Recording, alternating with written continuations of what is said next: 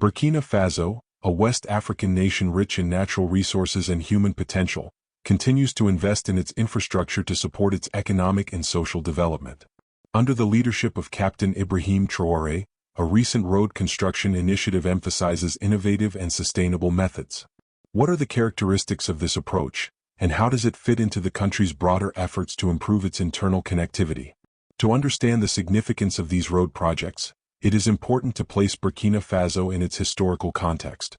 A former French colony known as Upper Volta until 1984, the country adopted its current name under the presidency of Thomas Sankara, who marked the 1980s with reforms focused on self-sufficiency and internal development.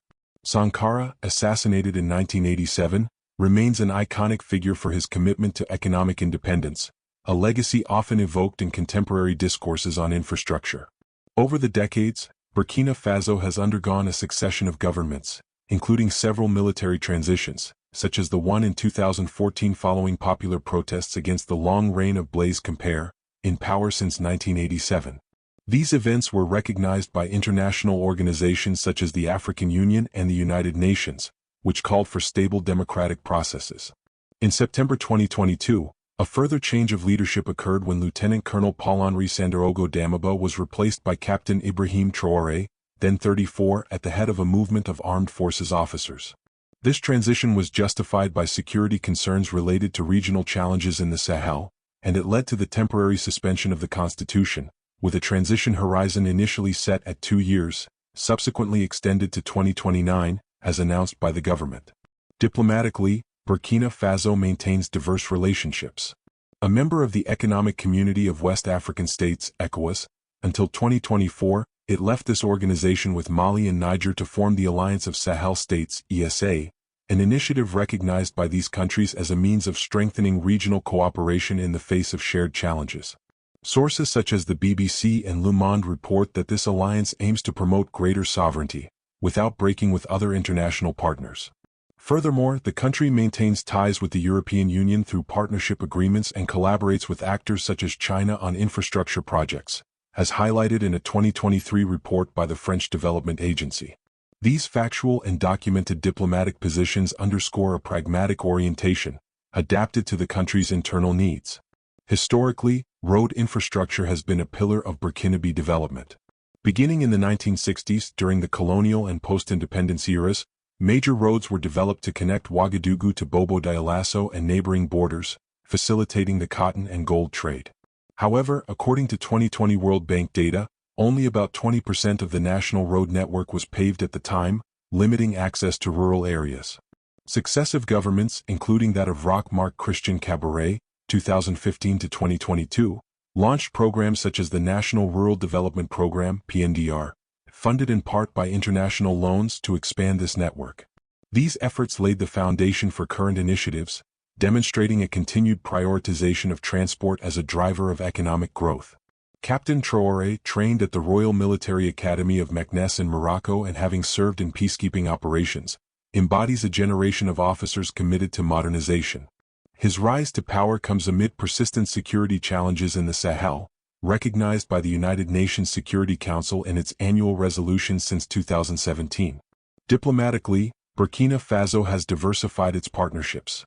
In 2023, a technical cooperation agreement with Russia was signed for the mining and infrastructure sectors, while exchanges with Turkey focused on civil engineering training, as indicated in official communiques from the Burkinabè Ministry of Foreign Affairs. These balanced and multilateral relations reflect a strategy of selective outreach, aligned with the Sustainable Development Goals set by the African Union's Agenda 2063. In sum, this historical and diplomatic context illustrates how current road projects build on a legacy of independence and regional cooperation, while also addressing concrete connectivity needs. Events such as the 2022 International Conference on Financing for Development in Africa, co-hosted by the UN, have highlighted the importance of such infrastructure for the continent's economic resilience. Since taking office in 2022, the government led by Captain Ibrahim Traoré has accelerated infrastructure initiatives, with a particular focus on roads. In April 2025, an official announcement marked the adoption of a new road construction method, inspired by the Donu technique, initially developed in Japan. This approach, described in technical reports published by the Burkinabè Ministry of Infrastructure, prioritizes the use of local materials such as gravel, sand, and hydraulic binders, combined with optimized compaction techniques to reduce costs and environmental impact. According to a government press release dated April 1, 2025, this method allows for the construction of sustainable roads at a cost 30% lower than traditional standards, thus promoting rapid implementation. Among the highlights, an ambitious plan was launched in May 2025 to build 3,000 to 5,000 kilometers of paved roads per year, without recourse to foreign loans, financed by the country's internal resources. This program is part of the MEBO, Mobilization for Employment and Well-being of the Askuris, initiative, which mobilizes citizens and local businesses to contribute to the work. On September 12, 2025, during a ceremony in Ouagadougou, President Traoré handed over 764 pieces of heavy public works equipment, including graders, compactors, and finishers, purchased from international and national suppliers. This equipment, intended for Burkinabè contractors, aims to accelerate project completion, as reported by the Burkina Information Agency, AIB. Concrete progress was observed throughout the year. In March 2025, the construction of 900 kilometers of roads was completed in 90 days in the central and eastern regions, connecting agricultural areas to urban markets. June saw the delivery of 130 road sections in 1 month, thanks to a government-led national construction company that took over contracts previously held by foreign firms. These achievements are documented in official videos and ministry reports, highlighting an increase in local engineering capacity. Recent diplomatic visits have reinforced these efforts. In February 2025, a Chinese delegation visited Ouagadougou to discuss technology transfers in civil construction, resulting in a memorandum of understanding on the training of 500 Burkinabè engineers. Similarly, in July 2025, Russian experts participated in a workshop on soil stabilization techniques adapted to Sahelian geology. The Alliance of Sahel States also announced at a summit in Bamako in May 2025, a €200 million joint fund for cross-border infrastructure, including road axes linking Burkina Faso to Mali and Niger. Other announcements underscore the commitment to inclusion. In August 2025, a volunteer campaign was launched in the capital, where residents are participating in the construction of local streets using the Donu method, combined with the use of recycled tires to reinforce the foundations, as tested in a 50-kilometer pilot. These initiatives, accessible to a wide audience, are covered by media outlets such as Jeune Afrique, which notes a 15% improvement in access to rural health services thanks to these new links. Finally, related geopolitical developments include Burkina Faso's participation in the 16th United Nations Conference on Trade and Development, UNCTAD, in 2024, where proposals for West African road corridors have been put forward. These facts, verified by official and international sources, illustrate a dynamic of progressive implementation, centered on autonomy and collaboration. The adoption of the Donu method and associated road projects raise several challenges for Burkina Faso, which should be considered in a balanced manner.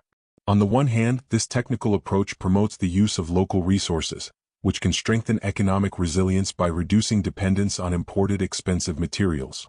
Studies by the African Development Bank, published in 2024, indicate that such methods contribute to annual growth in transport sector GDP of 2 to 3% in Sahelian countries, by improving the fluidity of trade and access to markets for farmers.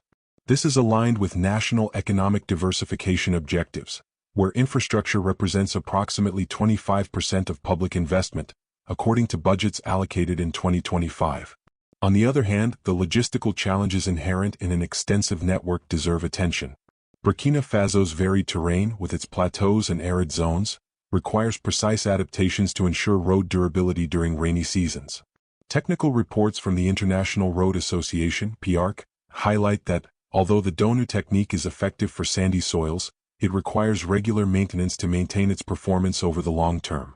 Furthermore, mobilizing local labor through the MEBO initiative offers employment opportunities, potentially for thousands of young people, but raises the question of continuing education to align skills with international standards.